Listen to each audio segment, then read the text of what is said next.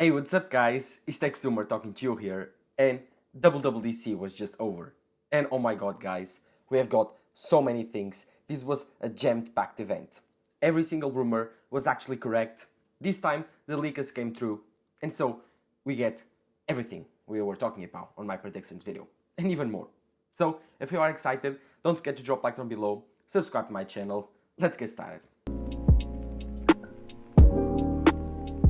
So, let's first start with the biggest thing of the event. I don't want to even waste your time. It's the Apple Vision Pro. Yes, that's the name, Apple Vision Pro. Apple Vision Pro is Apple's AR new headset. Yes, AR headset.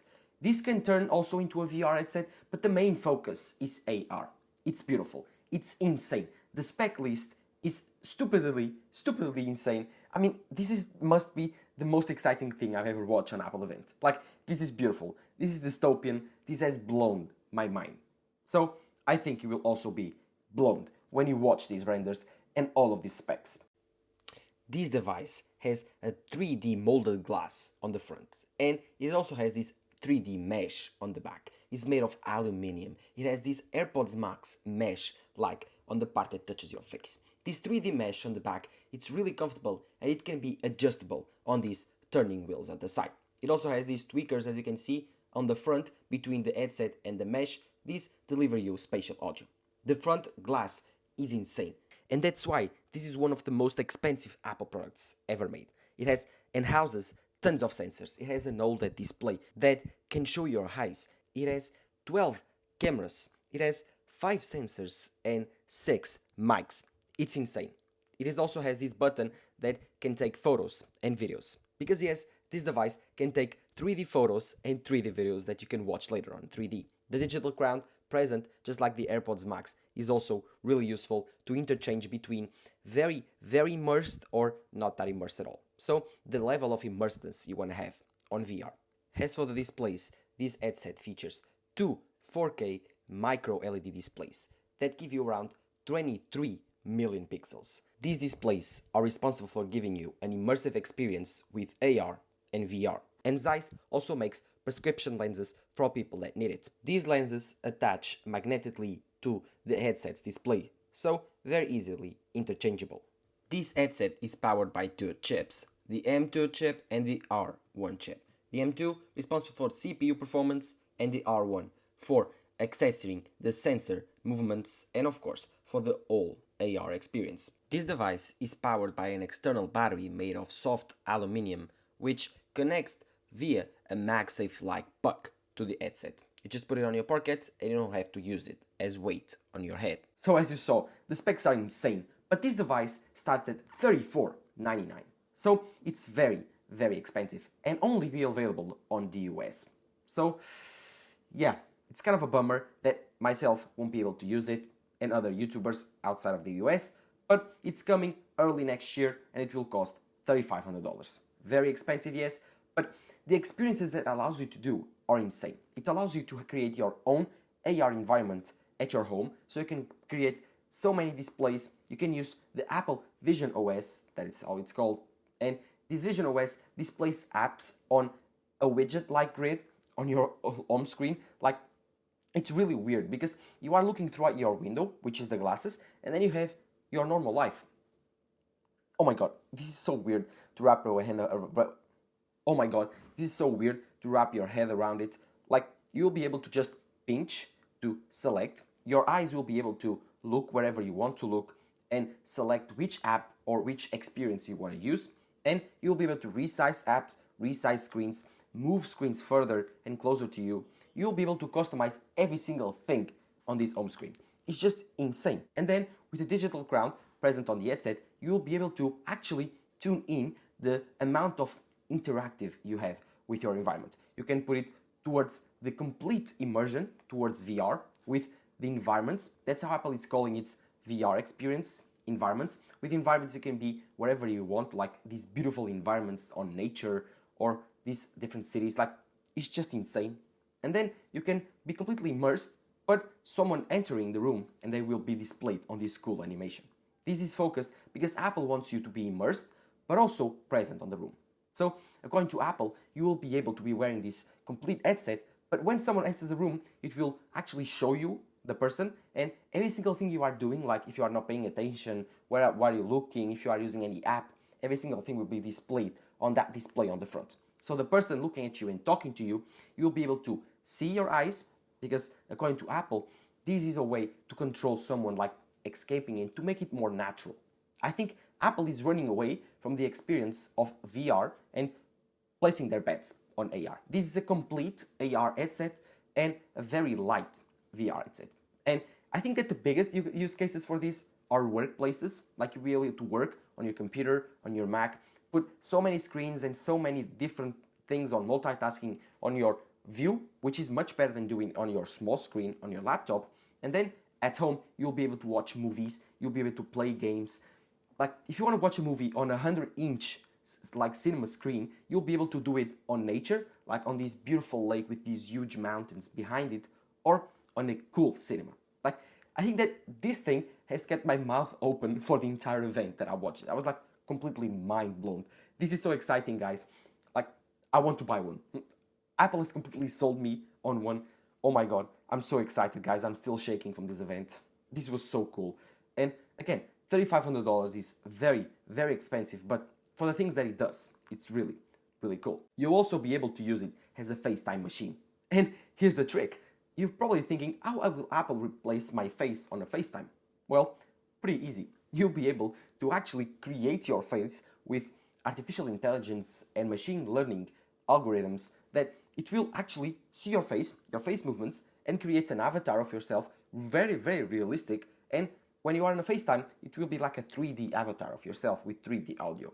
So, like, you'll be able to do FaceTime calls with people on an headset. It will completely ignore your headset and create fake eyes and a fake mouth and fake features, facial features, because you will be able to just do like a Face ID feature, just like you do with your iPhone, and it will create your face on a 3D mapping. Because this has LiDAR sensors, this has all the Face ID sensors on top of it. It's insane the way that this headset is built. It's very expensive, but I mean, it's really, really well built. And of course, the fact that this device unlocks via optical ID. This is the new ID from Apple, the new way to unlock your device. This unlocks your device via your eyes, via an iris scanner. So it actually scans your eyes for your specific features on your iris, and it can distinguish between twins and every single person on the planet, and it will actually unlock. Just unlock. You put it on your face, it already unlocks.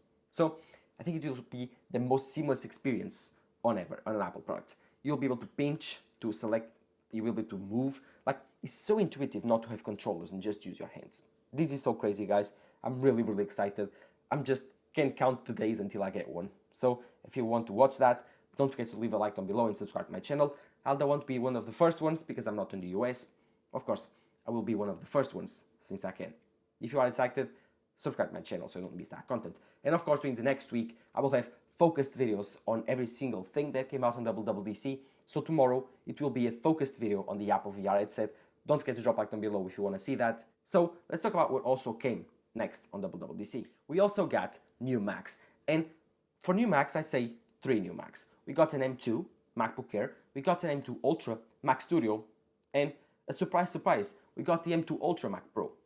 Oh my God, we got every single thing we were thinking. We got the 15-inch MacBook Air with the M2 chip, we got the M2 Ultra / M2 Max Mac Studio, and we also got the M2 Ultra Mac Pro. I was thinking that if we got the Mac Studio, we won't be getting the Mac Pro, and everyone is like doubting we would get the Mac Pro. Even Mark Gurman was doubting that. But no, Apple decided to drop every single thing on Wwdc, and we already got the Mac Pro. The Apple Silicon transition is complete. But let's first start with the M2 MacBook Air 15-inch. The M2 MacBook Air 15-inch features the same design, and even Apple during their keynote actually explained how they did this computer. They just, on Photoshop, zoom in the scale button and just created a bigger computer. And that's it. You have bigger batteries, so better battery life. You have more speakers and a new speaker system on this computer. This has 6 speaker tweeters. It has 4 new colors. It has Starlight, Midnight. You have this cool blue present on the 13-inch MacBook Air, and you also have gold. And of course, it also has a 15-inch 60Hz display, which is LCD, and it has the same keyboard, the same trackpad, and the same ports and I/O as the 13-inch MacBook Air. The cool thing though that I wasn't expecting about this computer actually is the price. It starts at $12.99, which is really cheap when compared to what I was thinking. I was thinking that it would start at $1,500, but no, Apple actually undercutted us and they launched this computer at $1,300. And for the M2 MacBook Air 13-inch, now it starts at $1,100, $10.99. As for the starting price of the M1 MacBook Air, that still keeps on the lineup at $9.99. This is really cool. The specs are the same. Oh my god, I'm so excited for this 16-inch MacBook Air for everyone that just wants a big computer but doesn't want to pay big bucks for it. As for the M2 Ultra Mac Studio, we finally got a new upgrade for this new modular computer from Apple. Mac Studio is insane, but it only got two big upgrades, the M2 Ultra chip and, of course, the HDMI 2.0. We don't got anything else, just the M2 Ultra. But that's not just enough. The M2 Ultra is 25% faster for CPU tasks and 35 or 36% faster for GPU tasks. So it's actually a big improvement over the M1 Ultra, and that's why I think Apple did and put it on the Mac Pro. The only changes to the Mac Studio were that ones, not more than the HDMI 2.0, which now actually supports 8K pass-through through the HDMI and actually supports 4K 120Hz.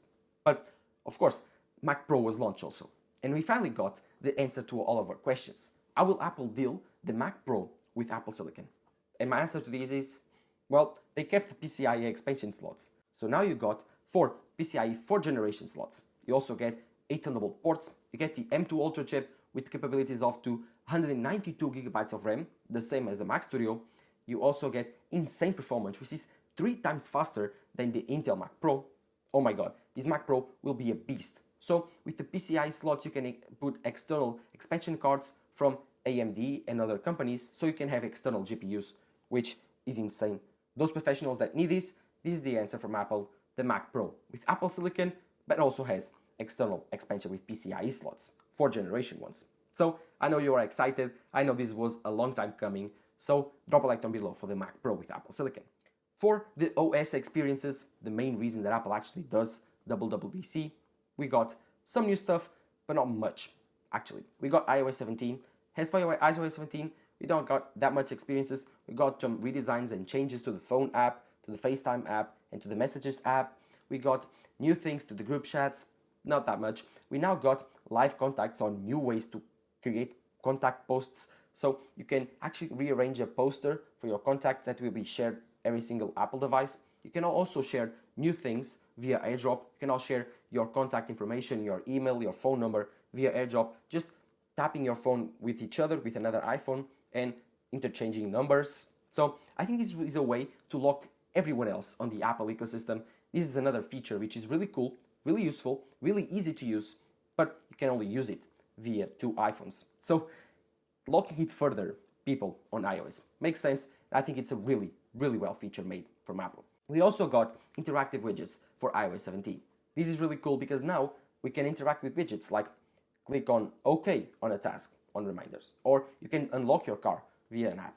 And have you noticed that slight thing where Apple showed the car app being Lucid Air? I think it was not a coincidence. Stay tuned from Apple. I think they're about to buy a car company. But again, keeping up on the software, I think that Apple is also focusing in answering requests from everyone else. I think they are focused on a lot of stuff. And also, going for iPadOS 17, which was another release, it got every single feature that iOS 17 got, but with some awesome additions. It got a new way to interact with PDFs, so you can now fill the blanks on a PDF file. It will understand where the blanks where you need to write are, and you can fill them with text. And we also have new ways to interact with Stage Manager, much better. And I think that was it. But also got Final Cut Pro and Logic Pro 1 month ago. So I think iPadOS 17 was bigger than usual, but not that big. I think iPadOS 17 is always that way that I don't really care about it. Apple doesn't really care about it. I think that iPadOS is a cool system, but still, it's not the best when compared to the macOS or even iOS. As for macOS, we got new things. Firstly, the name. It's now Sonora. Sonora, it's the new name of macOS, and it's a vineyard place in California where they make wine. So, again, the crack marketing team went there, they had their time, and they named macOS Sonora. I think it's a cool name. I mean, I don't have much to complain, I don't really understand it, but now we got the same features that we got on iOS 17 and iPadOS 17. On top of, we also got interactive widgets on the desktop. Finally, you can put widgets on your desktop. This is something that I've been asking for a long time, and it's very intuitive to do. So I don't understand why Apple haven't done it yet, but it's a cool way to do it. And these widgets don't actually need to be downloaded. So what I mean by this is you don't actually need to have the app on your Mac to download this widget. No, you can have an app on your phone, and the developer doesn't need to have the app on the Mac, just on the iPhone, and you could be able to add iPhone widgets to your desktop on your Mac. This is extremely useful if you want to add your car widget to the desktop or some stocks app that is only available on the iPhone on your desktop.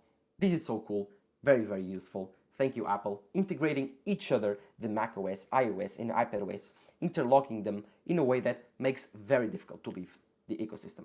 As for tvOS and watchOS, we did not got that much.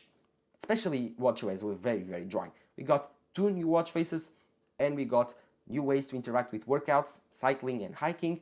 I think we got some health features for mental health, and I think that was it. As for the iPad, I also forgot we got the health app.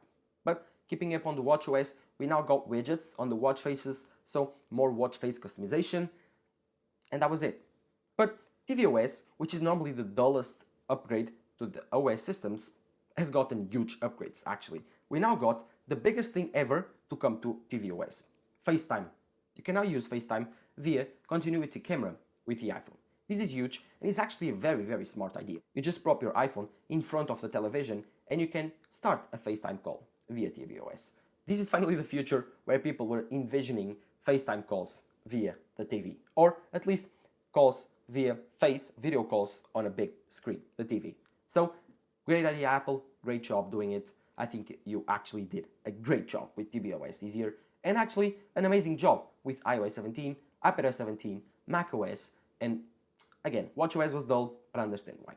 But that was it. That's all the things that came on a very simplified way. This was a 2 hours plus keynote, and actually condensed it in about, 15 minutes. So I had to be very, very quick. But I will have more videos during this week explaining in detail every single thing that came out. So tomorrow is the Apple Vision Pro. The day after is the Apple Max that came on WWDC. And to finalize the week, I will talk about all the OS changes. iOS 17, iPadOS 17, macOS Sonora, watchOS 10, and tvOS. So if you are excited, don't forget to drop a like down below, subscribe to the channel so you don't miss those videos, and I'm so excited for this Apple Vision Pro future. This has been the biggest wow moment on an Apple event ever.